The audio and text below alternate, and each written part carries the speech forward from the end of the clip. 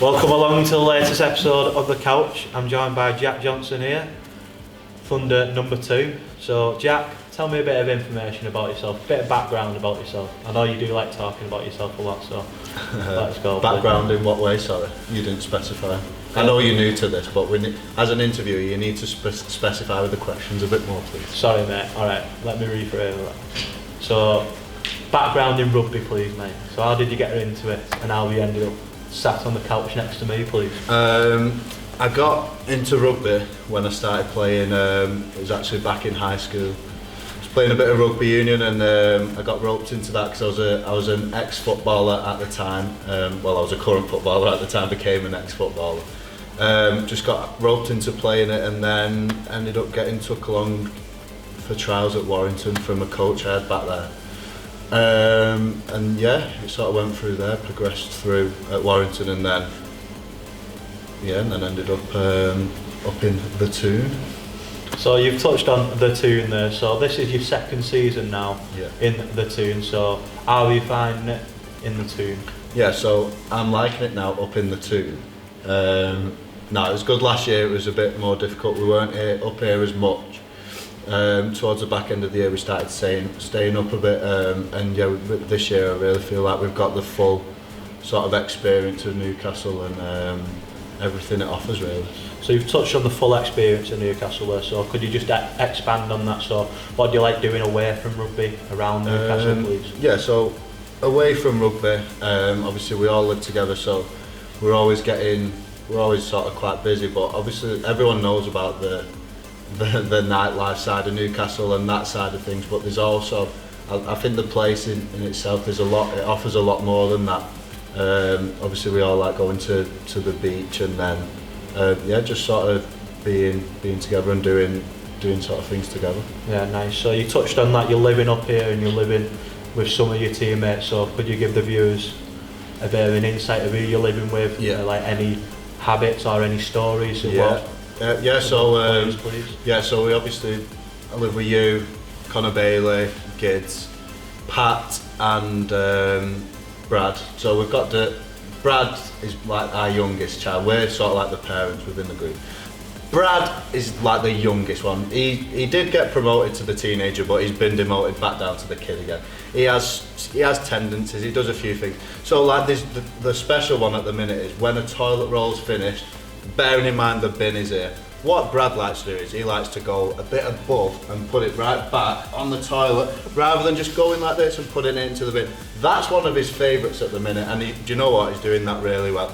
We'll leave it with that one for now. I think I could go into the mall. Pat, I don't want to get sacked, so I'm not going in. I'm not going into that. We'll leave. Connor is a bit hit and miss. Sometimes maybe good, sometimes maybe. And then Gids is here, there and everywhere. He likes to entertain people, as we know. Yeah. His room is often occupied, so we don't see too much of him really.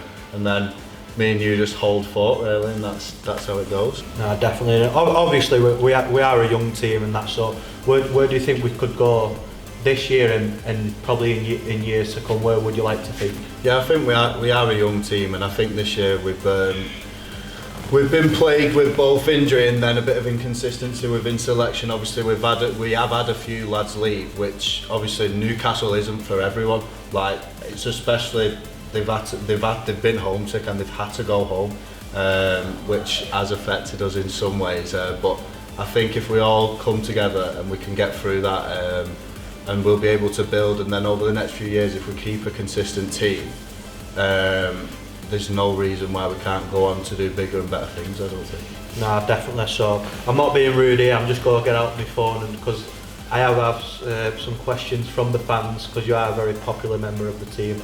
But the first question is actually going to be from an academy player, one of our own, Jack Skelton, and he's asked who, pound for pound, is the strongest player. So we'll go strongest player in the team. Right. Strongest player in the team, I think it's got to be Akuma. I don't think we could sort of look further than that. I think, to be honest, Brad Day and Mitch are both. Yeah. They've got to be both up there, but I would say if I had to put money on it, and I don't want to argue against it. No, I couldn't agree more there. And Paul Clapham asked, what has been the biggest improvement since going full time? Obviously, you touched on it. You was here part time. Yeah. We've gone full time this year. So what do you reckon the biggest improvement's been, mate? The difference between from us being part time to full time, I think, because there was a lot of lads that travelled. It sort of made it difficult when we did have training time. Like, I don't think on the field we could sort of get much done. You had lads, we used to travel like 3 hours in, there was lads coming to 1.5 hours. So I think the level of training probably wasn't as good as it could be. I think we do get a lot more done now we are full time, and our quality on the field's a lot better. No, I definitely agree with you there, mate. And then finally, Daz Miller has asked, who has the weirdest pre-game ritual? There is a few, mate. So if you want to, I've seen Gids. It's not that weird. He likes to have his music on, and he'll be quite bubbly, jumping, like dancing about a bit. There's nothing that but there's one. Pat, right? Is this Pat Moran? When he'll sort it, so he'll have Laid next to him, so he'll be sat there like this, getting in the zone with his headphones on. He has 2 cheese strings here. He has one before the game and then one at half time. And he just he'll be up there thinking, he's just slapping himself going, I am the enforcer, I am the enforcer, I am the enforcer. Like, and if that each to their own, but it's the cheese string thing for me. I'm not gonna lie. It's the cheese string. I have seen that, and I've actually never come across that in rugby. No, never. It is a bit weird, that. So I'm just going to ask you a few questions now about our teammates, mate. Okay. So who would you say is the worst dressed in our team? There's 2 who strike me straight away. Honestly, Jay and Ted are absolutely just, you can't look further than them. You actually can't, mate. It's mad. Some of the stuff they wear, it's beyond help you up. So he had these shoes on for the weekend. They were like flippers. They were like the old school shoes that you had when you were sort of 12 years old.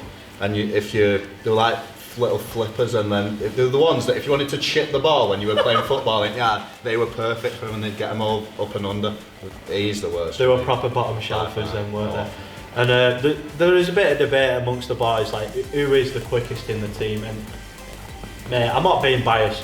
I know what I'm backing. I'm backing you 100%. That's not just because you're my best mate, but I'm backing you. Fact. But obviously, if Gids thinks he's quick, I've never even seen him open up. I'll be honest. No, I've not. And obviously, I'd say Donners is quite. Yeah, Donners is quite quick. But there's one, Nathan Wild, thinks he's quite quick and all.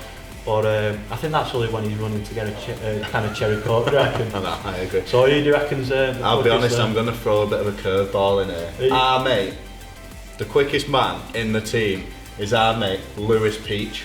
Oh, I actually forgot about him. He is the quickest. So shout out to Peachy there. I'll give him the big rap. He is one of a kind, yeah, Peach. He is. And you put me onto my next question there, because I think Peachy could actually be answered. But he'll definitely be up there. Who is your funniest teammate? There's funny and a few, like there's witty.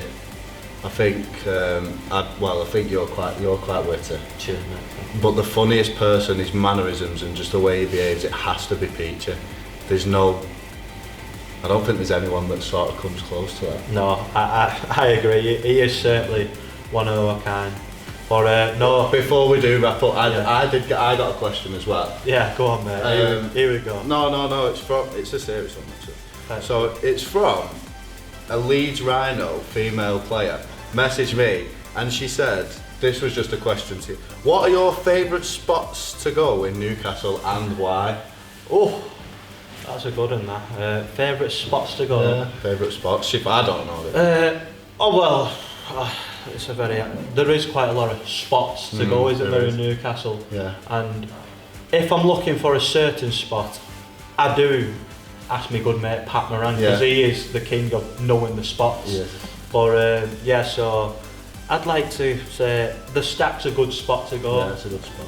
Or Exhibition Park, if you're going on a dog walk, mate, that's a lovely. So yeah, there are a couple of good spots, mate. But yeah, thank you very much for that question, JJ. No really appreciate you joining me on the couch for the. Thanks for having me. No worries, mate. It's been a pleasure. See you soon. See you soon.